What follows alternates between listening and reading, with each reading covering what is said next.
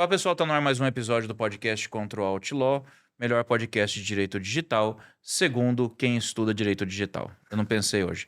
Mas vamos lá. Estamos aqui mais uma vez, eu, o professor Rafael Chay, a professora Lu Fatim, a professora Raíssa Pavon e o professor Luiz Bino, com uma convidada muito especial para falar de um tema que tem sido pedido bastante pelo pessoal, que são neurodireitos. Quem que é a nossa convidada, Luísa, por favor? Doutora Camila Pintarelli, diretamente de São Paulo, para falar conosco aqui no Control Law. Muito bom dia, doutora. Muito bom dia, Luísa. Muito bom dia aos amigos desse podcast tão maravilhoso. Na verdade, hoje eu estou em Brasília, Luísa. Estou falando aqui de vocês Opa! diretamente da capital federal. É um prazer estar aqui com vocês nessa manhã, nessa roda de conversas, para que a gente possa divulgar, conscientizar e falar sobre esse tema tão instigante e que, para minha alegria, tem ganhado um colorido adicional aí nos últimos tempos, tem ganhado mais consistência, ganhado mais fôlego. Mais do que isso, acho que tem tido aí um aporte de mais qualificação doutrinária com a chegada de estudos na USP, chegada de outros institutos que estão estudando esse assunto. Então, para mim, é uma alegria estar aqui com vocês. Como você disse, né, eu sou Camila Pintarelli, eu sou procuradora do Estado de São Paulo. Atualmente, eu estou como diretora do Fundo Nacional de Segurança Pública, sou pós-doutora em Direito pela Universidade de Coimbra, doutora em Direito pela PUC de São Paulo, e tenho a alegria, a honra de poder ter introduzido esse assunto no Brasil, introduzido esse assunto no Congresso Brasileiro. Hoje o Brasil é o segundo país do mundo que tem um movimento de reforma constitucional para tratar da proteção à mente humana. Então é um prazer, uma alegria estar aqui com vocês nessa manhã. Muito obrigada pelo convite. Nós é que agradecemos. E pessoal, antes da gente começar, já segue as nossas redes sociais, @contra_out_law, tanto no Instagram quanto no YouTube. A gente não vai se prolongar hoje, porque a gente já quer começar a discutir com a doutora, começando com uma pergunta bem simples. O que são ou o que trata exatamente os neurodireitos? Olha, essa é uma pergunta que não quer calar, é a pergunta que muita gente faz. Na verdade, esse termo neurodireito é um termo bastante marqueteiro. Eu falo que é um termo publicitário, porque quando a gente fala essa expressão, as pessoas automaticamente se interessam em saber do que nós estamos falando, dada a novidade do tema, né? E neurodireito nada mais é do que direito do cérebro, direito da mente humana, direito de um órgão do nosso corpo que simplesmente assumiu valor jurídico na modernidade em função do avanço e da consolidação da tecnologia. E isso aconteceu, eu acho que é importante a gente já pontuar desde logo, não aconteceu por acaso, é um movimento que já vem se consolidando na história da humanidade pelo simples fato do ser humano sempre procurar vencer as suas vicissitudes pelo uso da tecnologia. Então, nós somos, como vocês bem sabem, como a nossa audiência sabe, nós somos limitados, o ser humano tem seus limites. E a tecnologia sempre atuou, desde os primórdios da humanidade, como um mecanismo apto a fazer com que nós superemos esses nossos limites. Então, se a gente voltar na história da humanidade, nós vamos encontrar exemplos das mais diversas formas, desde exemplos de tecnologia da engenharia, tecnologia das artes, mas sempre o ser humano buscando essa superação de suas limitações. Então, eu acho que a gente pode cravar a primeira bandeira aqui na nossa conversa. A tecnologia é um fator humano, então ela sempre vai existir e sempre vai nos acompanhar. E no que diz respeito à tecnologia e o cérebro, a gente tem uma evolução aí de mais de 100 anos no conhecimento e no desvelamento do cérebro humano, desde Richard Catton, no final do século XIX, com a criação do eletroencefalograma, passando ali pela década de 50, 60, com a criação da tomografia e da medicina nuclear, que na verdade deu as bases para que a gente tenha hoje a ressonância magnética, e chegando na década de 90 com a ressonância magnética por imagens, né? A década de 90, aliás, que o presidente George Bush pai colocou como a década do cérebro, the brain decade. Ele já tinha enunciado isso quando a ressonância magnética por imagens começou a surgir lá naquela ocasião. E desde então, desde esse avanço que a gente tem observado na interação da tecnologia com o cérebro, esse assunto só foi tomando mais forma, porque como nós dissemos aqui no comecinho, a tecnologia é um fator humano, e a partir do momento que o ser humano percebe que ele pode conhecer o seu bem mais precioso, que é o cérebro, é evidente que isso não vai ser interrompido, o ser humano não vai parar por aí.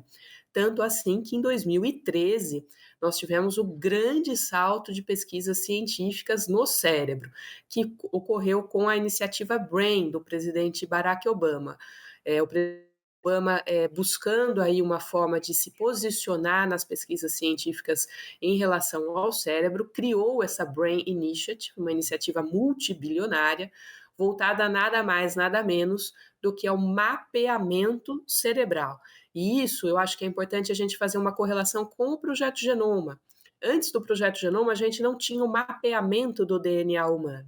E a mesma coisa com a Brain Initiative. Antes da Brain Initiative, nós não tínhamos um mapeamento celular cerebral, mapeamento do cérebro como um todo. O cérebro ele era estudado em porções. É como aqui eu estou conversando com vocês, é como se vocês estivessem vendo a minha imagem aí na tela de vocês, pixel por pixel, ou ouvindo a minha voz, sílaba por sílaba. A gente não tem a noção do todo, e sim só a noção de partes. E esse projeto, capitaneado pelo governo norte-americano, ele buscou superar essa limitação, estudando o cérebro como um todo. E ele foi tão revolucionário, pessoal, que a partir dele foram criadas inúmeras outras iniciativas mundiais a respeito do tema, ou seja, os países começaram a uma corrida para conhecer o cérebro. E isso foi justamente o que o presidente Barack Obama disse logo após o lançamento da Brain Initiative. Se o século XX era o século da corrida à Lua, o século XXI é o século da corrida ao cérebro. Então, nesse sentido, até para já finalizar aqui essa minha primeira participação, minha primeira fala, você colocou o que são neurodireitos? Direitos da mente humana, que surgem nesse contexto em que o cérebro humano passa a ser desocultado, que é uma expressão que Heidegger usa, né? A tecnologia desoculta. E a tecnologia vem desocultando o nosso bem mais precioso, que é o cérebro. Então, enquanto a gente não tinha essa interação tecnológica com o cérebro, a gente tinha uma caixa preta, estávamos muito, muito tranquilos. A nossa liberdade de pensamento, ela se protegia a partir do momento em que nós expressávamos esse pensamento pela linguagem. Hoje, com a interação tecnológica diretamente com o cérebro, nós passamos a nos preocupar com o que está antes da expressão do pensamento pela linguagem, ou seja, o que nós simplesmente pensamos. E aí está a necessidade de passarmos a discutir, então, mecanismos para proteger a privacidade cerebral, privacidade de informações neurais, nossa liberdade de ação e, ao mesmo tempo, pessoal, não obstar o desenvolvimento desse tipo de tecnologia, que é uma tecnologia que vai, de fato, trazer uma inclusão social que nós nunca antes tivemos conhecimento, vai possibilitar a inserção e a concretização da igualdade material em um patamar nunca antes visto. Então, falar de neurodireitos é falar de direitos do cérebro. Doutora, um questionamento meu. A gente entende agora, a partir desses estudos, que antes nós lidávamos com esse black box, né? E a partir dessas atividades de neuromarketing, inclusive na política, o que as redes sociais fazem conosco, a gente pode-se dizer que hoje em dia deixou-se de ser algo para a gente pensar para o futuro e... De novo? Microfone, de novo. De novo, doutora. Não, eu ouvi você. Ah, tá. O nosso microfone aqui. Partia-se do pressuposto que antes nós lidávamos com algo black box, né? A gente não sabia o funcionamento disso, mas considerando as atividades das redes sociais, do marketing político, de tudo que está acontecendo hoje em dia, a gente pode dizer que, na verdade, agora nós não estamos prospectando problemas para resolver no futuro, e sim, nós estamos atrasados em relação a isso? Olha, Luísa, eu não sei se a palavra atrasado é a expressão correta, mas eu acho que você pontuou muito bem. Não é uma questão mais de ficção científica, não é uma questão de prospectar um futuro, às vezes distante. É uma questão real, é uma questão que existe nos dias de hoje. Como a gente estava conversando aqui no início, todo esse tipo de pesquisa que foi desenvolvida no cérebro, ela tem por escopo inicial uma finalidade terapêutica, é evidente isso. Mas a partir do momento que essa tecnologia e essas pesquisas científicas elas vão ficando mais consolidadas, é natural que a iniciativa privada também faça uso dos ganhos disso. E hoje, para vocês terem uma ideia, os maiores investimentos em pesquisas científicas cerebrais não vêm mais da iniciativa governamental, vem sim da iniciativa privada. A gente estima aí que até 2026, 2027 haja o aporte de mais de 33 bilhões de dólares em pesquisas neurocientíficas e no desenvolvimento da neurotecnologia. E a neurotecnologia, o que que é? É o conjunto de ferramentas, de devices, de gadgets que são capazes de interagir diretamente com o cérebro do ser humano para emular informações, para acessar o cérebro, para monitorar a sua atividade, enfim, para simplesmente ter essa interface cérebro-máquina, tá? Então, a gente vê com esse aporte de investimentos e com o número de patentes que vem surgindo, como o assunto está adentrando ao domínio privado. E a partir do momento que isso acontece, a gente abre um grande flanco de uso dessas novas tecnologias, dessas neurotecnologias, para fins comerciais, porque evidentemente é algo que o ser humano, como nós falamos no começo, é algo que o ser humano também quer ter acesso. Hoje, eu aposto que todos vocês aqui já tiveram a oportunidade de usar um smartwatch, se não estiverem usando um agora. Uhum. E esses smartwatches, eles têm, já são dotados de tecnologia de eletroencefalograma, que é a tecnologia mais simples em termos neurais, né? A primeira que foi criada. E o que essa neurotecnologia faz? Ela monitora a sua atividade elétrica no corpo. Ela não simplesmente conta seus passos ou verifica seu batimento cardíaco. Não, a eletroencefalograma ela monitora a sua atividade elétrica. Então, é uma questão assim que já está sendo usada por muita gente da população. E isso, em termos de acesso comercial, só tende a aumentar. Nessa palestra que a Luísa me conheceu, eu citei o exemplo da patente do novo AirPod da Apple, que tem eletroencefalograma embutido nele. Mas hoje em dia, passados aí menos de um ano daquela ocasião, nós já temos a Meta lançando um device que é capaz de desenhar imagens que nós estejamos pensando.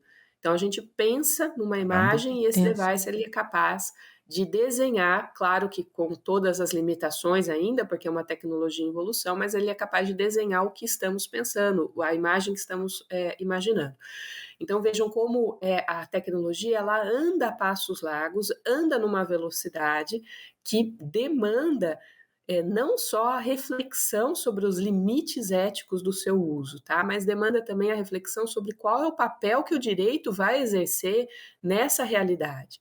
Se nós estamos falando de algo que em menos de um ano dá um salto nesse ponto, eu não sei também, compartilho aqui com vocês, eu não sei se o modelo regulatório de querer regular tudo, regular minúcias, é o mais adequado para uma situação como essa. A velocidade do avanço tecnológico faz com que a gente pense na função do direito e no modelo regulatório que a gente quer adotar. Se é um modelo regulatório mais exaustivo, que acabe abordando aí situações em suas minúcias, ou se é um modelo regulatório mais singelo, mas que proteja o núcleo essencial da dignidade da pessoa humana.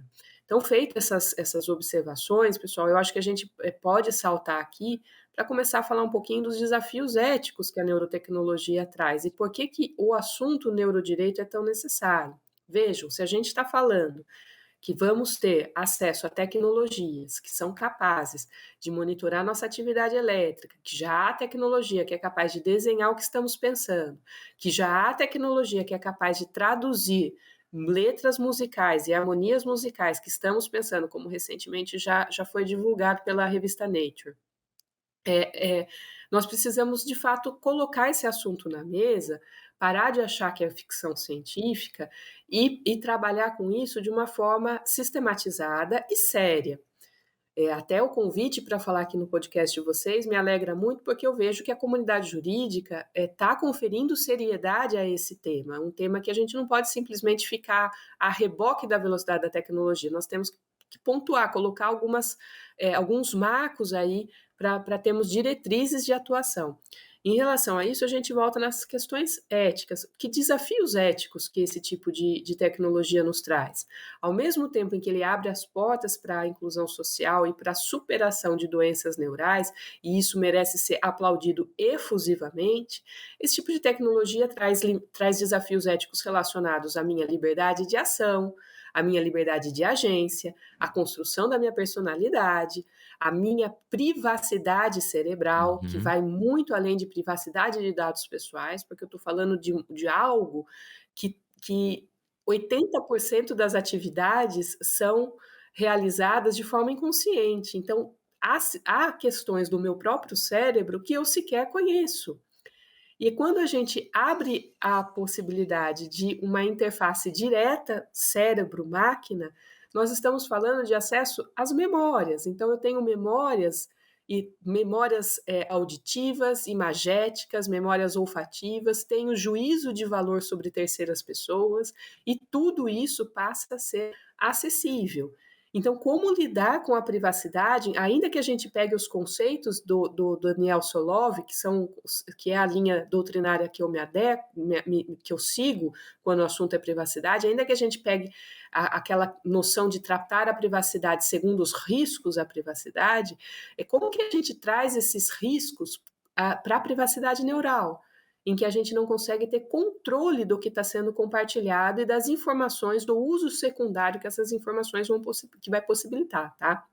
Então, aí a gente tem desafios, como eu disse, a liberdade, a privacidade, a gente tem desafios à igualdade, aqui igualdade formal, igualdade material, porque nós vamos estar inserindo no dia a dia da comunidade ferramentas que podem proporcionar um incremento de atividade cerebral ou uma diminuição de atividade cerebral. Como lidar com a igualdade num cenário em que a gente está falando da possibilidade exógena de você ter um supercérebro, tá? E eu volto a falar, isso não é ficção científica, isso é realidade. Ela só não chegou num ponto em que é uma realidade massiva, mas já existe, tá?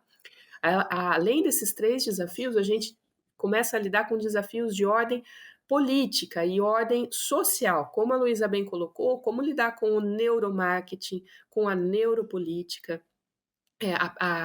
todo esse trabalho neural passa pela possibilidade de começar a ser usado em outras áreas das ciências sociais. Então, os meus dados cerebrais, eles podem ser utilizados para indução de comportamento político ou indução de comportamento econômico, e isso precisa também ser pensado, porque, ao fim e ao cabo, é uma situação que repercute na nossa participação democrática.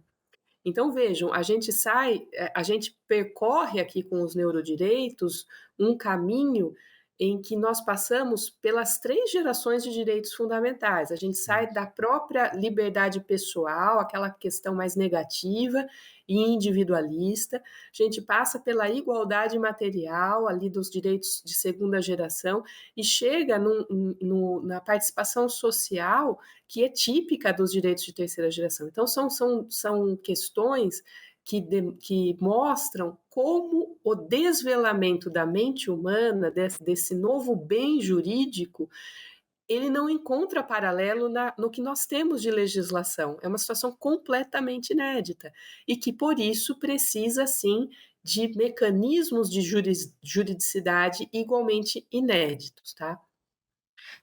Isso causa preocupações, de certa maneira, que podem ser consideradas uma comorbidade, né? Porque, de um lado, nós temos as pessoas que não têm consciência ainda, e a grande maioria agora, né? A gente está falando disso, da manipulação que pode ocorrer a partir disso.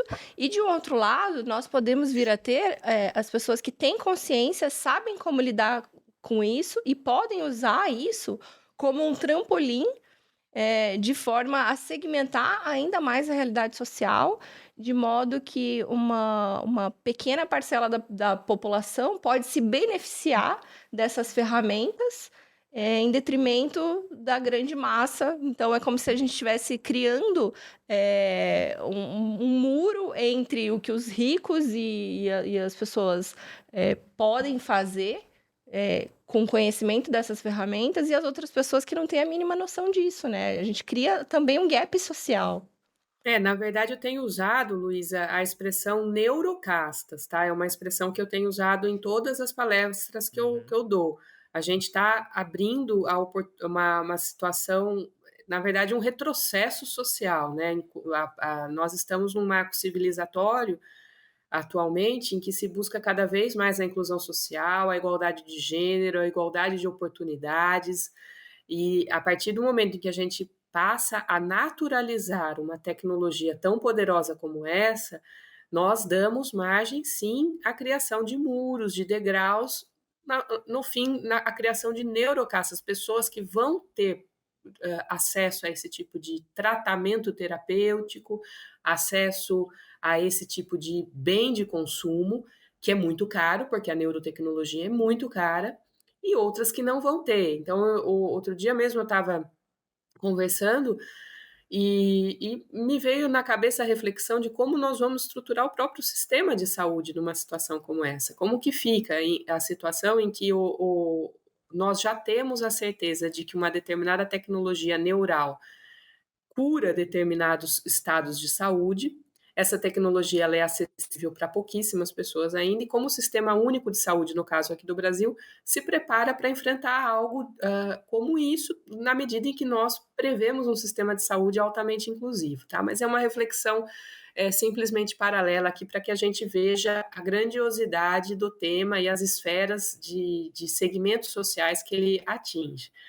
E o fato é o seguinte, considerando todas essas peculiaridades, né, considerando todos esses desafios, e para mim o maior desafio, na verdade, é fazer a calibragem entre a proteção da inovação e a proteção do sujeito humano, diante de tudo isso, passou-se a desenhar um recente framework no mundo em busca de diretrizes para a situação da proteção da mente humana.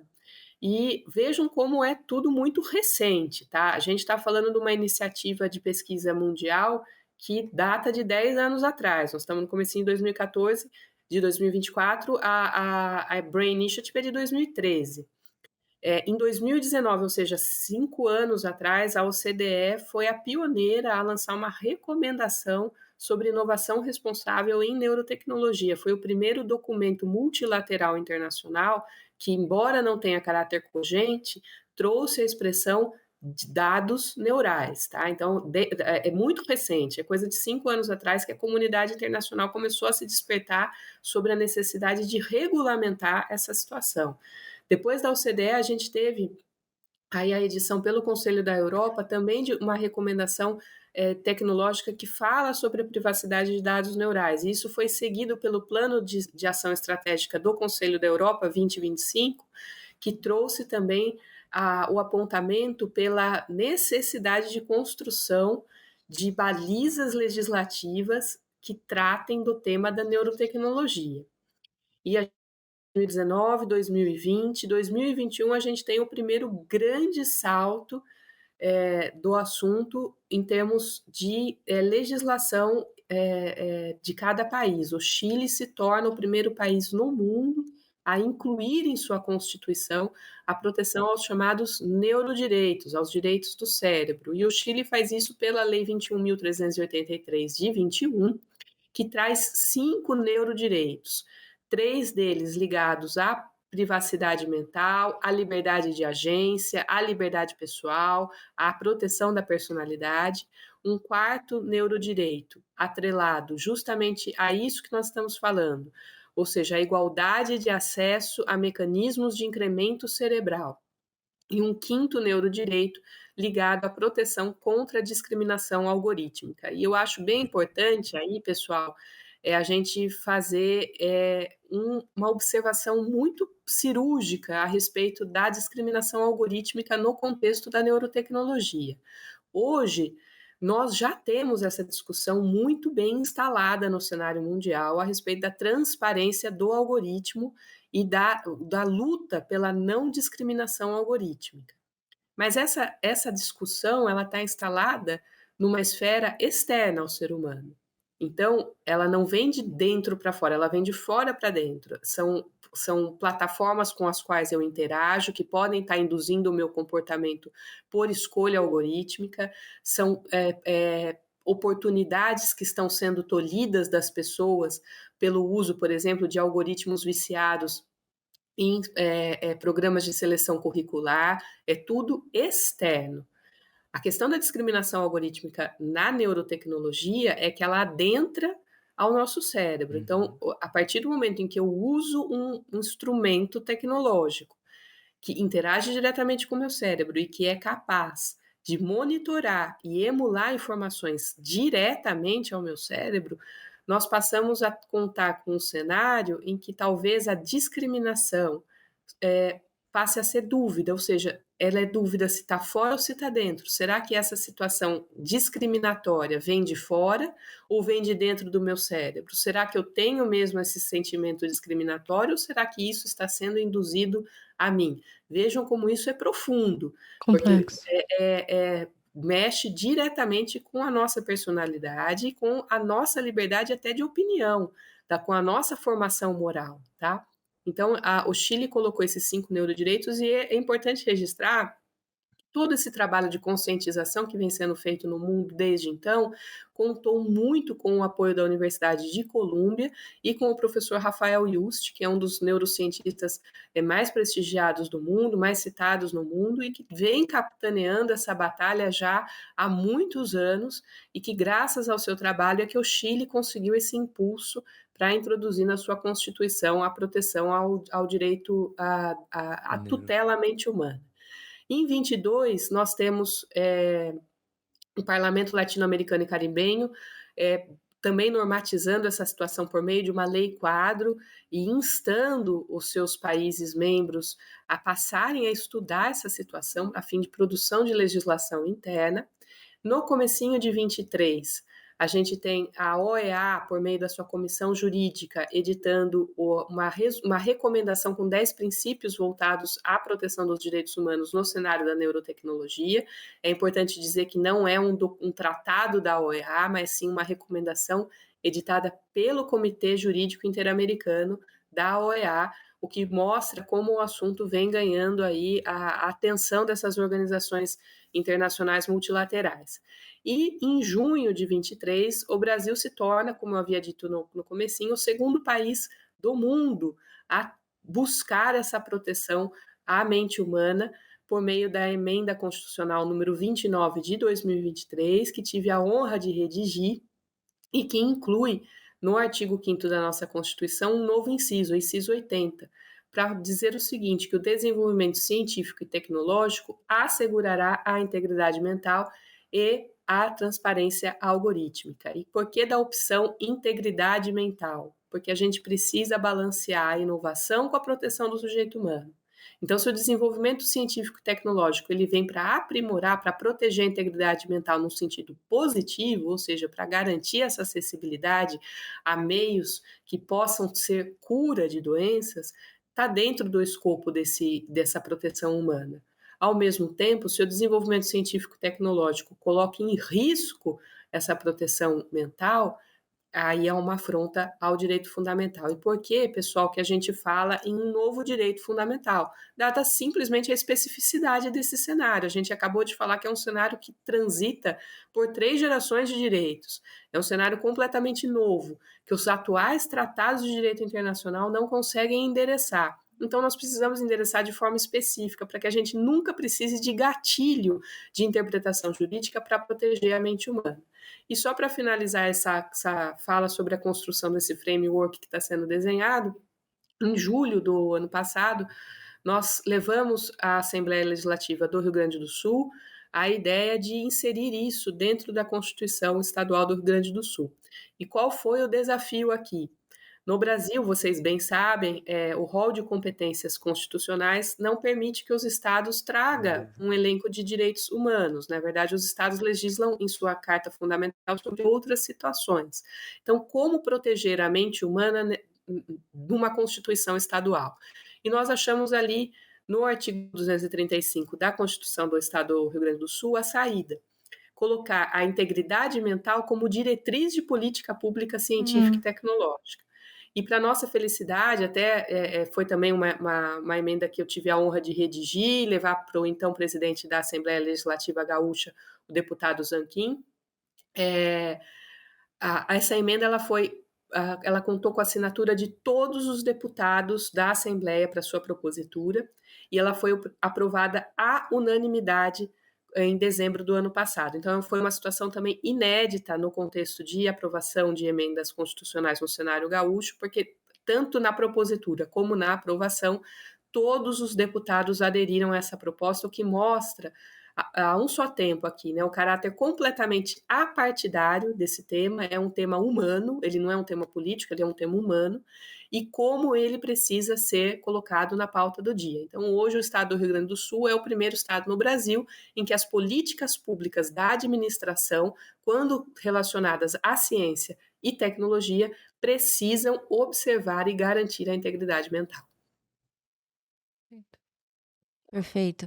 Eh, Você bem colocou, doutora, essa questão de a gente já tem um primeiro passo de alçar a nível constitucional a questão da proteção de colocar de dados neurais, mas eu acho que um grande desafio é como instrumentalizar isso na esfera infraconstitucional. A doutora bem colocou a Constituição do Estado do Rio Grande do Sul. Nós temos hoje a Lei Geral de Proteção de Dados, que talvez não abarque essa proteção. E a minha pergunta, então, é no sentido: será que a gente precisaria alterar a Lei Geral de Proteção de Dados, ou talvez seguir no caminho de um novo projeto de lei específico sobre proteção de dados neurais, neurodireitos, para que, de fato, todas essas especificações que você bem colocou que já existe, por exemplo, na Constituição do Chile, né, sejam trazidas para o ordenamento jurídico brasileiro, e então a gente possa, na prática, de fato, fazer essa combinação ou esse encaixe entre inovação e proteção de dados neurais. Até para complementar também, doutora, junto com essa pergunta da Raiz, que acho que é bem pertinente, a gente vem hoje avançando cada vez mais para um ambiente descentralizado, né? Então, como que a gente coloca, nesse contexto de descentralização, junto com a proteção de dados, proteção dos dados neurais também agora, como que a gente consegue trazer tudo isso para o neurodireito? Eu acho que o Brasil, dada a sua história jurídica luso-brasileira, né, a gente tem uma mania de querer codificar as coisas e colocar em grandes diplomas, em grandes leis, o tratamento integral para um determinado assunto. Isso é bom em alguns casos, como o Código Civil, tudo, mas eu acho que é péssimo em outros casos, porque a gente acaba com essa tendência que nós temos, pela nossa tradição mesmo, do nosso pensamento jurídico, da história do pensamento jurídico brasileiro, né? O Brasil, pela sua história de pensamento jurídico, que é uma tradição lusitana, a gente tem esse hábito de querer codificar as coisas, né? Então, temos aí na história do pensamento jurídico brasileiro, as primeiras codificações que tivemos eram codificações portuguesas que tinham vigência aqui no Brasil colônia, as ordenações, tudo. Então, essa tradição de querer codificar situações permaneceu no Brasil para algumas situações. Ela é extremamente útil, como no caso do Código Civil, mas para outras situações ela é extremamente danosa, porque nós não podemos ter essa onipotência legislativa de achar que esgotamos o assunto quando editamos uma lei geral a respeito dele. O assunto é muito amplo e as relações da vida são muito amplas, são muito dinâmicas, ainda mais quando a gente fala de tecnologia. Quando a gente fala de proteção jurídica do cérebro no cenário tecnológico, eu acho que a gente tem que levar em consideração que nós estamos falando de uma mudança na forma de vida. Uhum. Não é que nós vamos precisar de um código de neurodireitos ou de uma lei geral para o assunto. Nós vamos precisar adaptar toda a nossa legislação para esse assunto. Então, nós vamos ter situações em que o Código Penal vai precisar prever. Nós vamos admitir prova de imagem cerebral. Nós vamos permitir o uso de neurotecnologia como detector de mentira, como polígrafo. Nós vamos permitir o uso de neurotecnologia como mecanismo indutivo num determinado julgamento, ou seja, o promotor fala uma frase e o réu, ao ouvir aquela frase, aciona uma área do cérebro que faz a concluir que ele, de fato, tem a sua culpabilidade atestada. Isso só no cenário penal.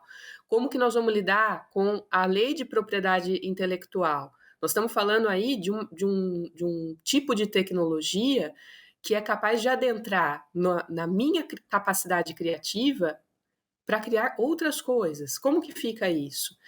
Fora toda a discussão que nós temos em relação à concepção jurídica da personalidade do Instituto da Capacidade Civil.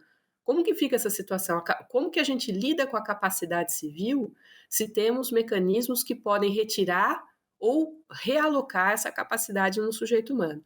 Então, a minha ideia, aqui, a minha opinião, acadêmica, evidentemente, é no sentido de que é inevitável que essa discussão chegue a todas as legislações.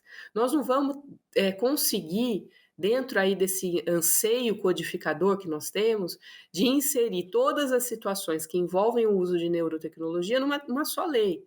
Tá certo que precisa detalhar? É evidente que precisa detalhar. E a ideia de deixar mais genérico na Constituição é simplesmente respeitar o espírito do nosso Constituinte e do nosso artigo 5º, que é um artigo mais amplo, um artigo mais genérico, porque ele é uma cláusula pétrea. Eu estou falando que a emenda, a proposta de emenda 29 e 23, ela está criando uma cláusula pétrea. Então, eu não posso fazer com uma redação que, dada a dinamicidade tecnológica, daqui 6 meses essa redação não sirva mais. Eu preciso de uma redação ampla, é uma característica própria do Brasil isso. Atemporal. Então, a gente precisa detalhar no nível infraconstitucional, você tem toda a razão, mas não vejo como esgotar o assunto num diploma. Nós vamos precisar detalhar isso em diversos diplomas, à medida em que a neurotecnologia for sendo assimilada na vida em sociedade. Doutora, a gente entende que a senhora tem uma agenda bem apertada. A gente adoraria poder conversar mais tempo com a senhora. O dia inteiro. Mas eu Até volto, porque tem eu Quero o dia volto. inteiro. Tem muita coisa que a gente não teve tempo de discutir, como o Neuralink do Elon Musk. Como é que isso Vamos vai marcar vou pedir a Luísa para a gente já deixar uma etapa número 2 aqui dessa conversa Seria pré-agendada. ótimo. Eu acho que Vamos. seria, pra gente poder Porque conversar com mais A tempo. cabeça Tá chega. bom. Nossa. É um É. tema que é um tema que é, Mind-blowing. é Fico muito feliz de escutar instigante. isso. Mas a gente Luísa, quer veja, agradecer por favor. demais a sua disponibilidade, o conhecimento Imagina. que você transmitiu aqui hoje. Com certeza não tem preço. Ganha quem tiver a oportunidade de assistir esse episódio, tenho certeza absoluta. Muito obrigado, doutora. Verdadeira Eu aula. é que agradeço o convite, a oportunidade de estar aqui com vocês nesse podcast. É um podcast extremamente respeitado. Agradeço muito a interlocução que a Luísa fez para que a gente pudesse conversar nessa manhã. E peço já para a gente manter aí uma agenda que a gente possa conversar um pouquinho mais, com mais tempo. E eu também gostaria muito de ouvir mais vocês, né? Porque esse assunto ele é tão amplo e tão novo que quando a gente conversa e agrega opiniões, agrega a imaginação mesmo, porque a imaginação vai longe. Uhum. A gente começa a usar tudo isso, a gente só vê como o sistema jurídico vai precisar ser ressignificado na atual conjuntura. Então, eu agradeço, permaneço integralmente à disposição de vocês e desejo a todos aí uma excelente semana, um excelente sábado e até a próxima. Muito Doutora, quem obrigada. quiser seguir a senhora nas redes sociais, tem um Instagram, uma página. Eu uso bastante o LinkedIn, meu LinkedIn é Camila Pintarelli mesmo, meu nome. Meu Instagram, embora ele seja fechado, é Camila Pintarelli também, é só a pessoa solicitar.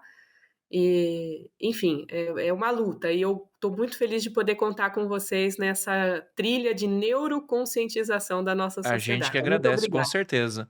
Obrigado, doutora. Obrigada, Tchau, doutora. Um tchau. abraço. Obrigada. E não deixa de seguir a gente nas nossas redes sociais, @control_out_law, tanto no Instagram quanto no YouTube. Segue a gente lá no YouTube, pessoal, já assina o canal, porque lá rolam cortes exclusivos que a gente não publica no Instagram. Lá no YouTube também a gente vai começar a fazer algumas lives, então já vai acompanhando para você já pegar a nossa agenda. Segue também o perfil aqui dos membros da mesa, tá, gente? @Lufatim, @Oluisbino, @Raissa V. Pavon, @RafaelChaia.dv e @Antony.dv, que hoje está com compromissos, não pôde estar aqui conosco. Esse é um podcast que tem apoio do pessoal da ANAD, Associação Nacional de Advogados do Direito Digital. Já segue lá eles no Instagram também, @anad.brasil, ou pelo site anad.org, para vocês conhecerem mais os trabalhos dessa associação sensacional. Esse também é um podcast apoiado pelo pessoal do Park Office Brasil, os melhores espaços de coworking em Campo Grande, hoje disponíveis lá no prédio do Edifício Evolution, na Avenida Afonso Pena, 7º e 15º andar. Conversa lá com a Roberta que você vai ser bem atendido, com certeza. Esse podcast é produzido pelo pessoal da DIO Comunicação. Perfil @talk.br no Instagram, para conhecer aí o melhor espaço de podcasts do estado. Tá precisando de alguém para produzir vídeo? Fala com a Débora, fala com o Carlão, fala com o Matheus 1, fala com o Matheus 2. Eles vão atender vocês aí com certeza. É isso aí, pessoal. Considerações finais? Cara, que aula, né? Nossa. Foi algo transcendente, assim. E é isso. Agora eu quero aguardar a próxima. Transcendente, aí a gente lembra do Transcendence, É, então. né? Que geralmente tudo... Não, hoje Agora já chegar em casa, assistir Transcendence, Minority Report, ler Tem aquela 1984. série da Apple TV também muito boa, que o cara ele vai pro trabalho. Ah, ele funde. Exatamente. No trabalho ele é uma personalidade, fora do trabalho é outra. E ele nem sabe que E as existe. personalidades não se comunicam. Gente, não. Cara. Não, tem muitos riscos, muitas oportunidades. Uhum.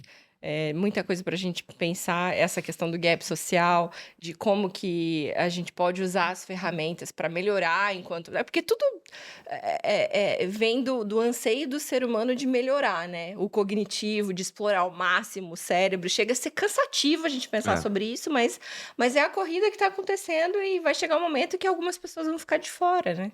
Com certeza. Pô, se você for pensar, a gente tem esse gap social, ele acabou acontecendo em todas as fases, né? Então, desde a época que surgiu o telefone, somente uma parte da população tinha, né? Você tinha que ser bem abastado Aí o para rádio, isso, né? a TV, rádio, tudo. a internet, tudo. Só que aí, a regulação também chegou nesses meios, certo? E o que me preocupa muito no neurodireito, e ouvindo a Camila falando, é de fato como o direito ele vai começar a chegar ao certo ponto dele interferir nisso, entendeu? Que é o que acontece muito hoje, a gente vê hoje a tentativa cada vez maior de regulação de rede social e tal. Então, como que vai acontecer isso lá no neurodireito? Será que vai chegar um momento que a gente vai regular o que você está pensando? Se você pensa, e aí entra o Minority Report, né? Se você pensa em cometer um crime, você já é um criminoso? Se você não atua, eu entendeu? fiquei pensando nisso quando ela falou também. Eu acho que o modelo ideal vai ser a criação de um marco regulatório, não de uma lei. Não de uma lei. Cria ali os princípios, fundamentos e objetivos e trabalha um modelo de autorregulação regulada. Que a gente precisa de um novo olhar. Uhum. Exato. Não tem como a gente Uma regular nova tudo e prever todas as compreensão. possibilidades. Um negócio que a Camila falou, que me chamou bastante atenção, que é para se pensar bastante, é que nossos modelos atuais são de tudo que vem de fora para dentro. Quando a gente fala de neurodireitos, é um negócio muito mais amplo e muito mais complexo de se pensar o próprio ordenamento jurídico. Uhum. É a neurotecnologia, a tecnologia dentro do ser humano, e isso traz uma percepção diferente da própria proteção do indivíduo.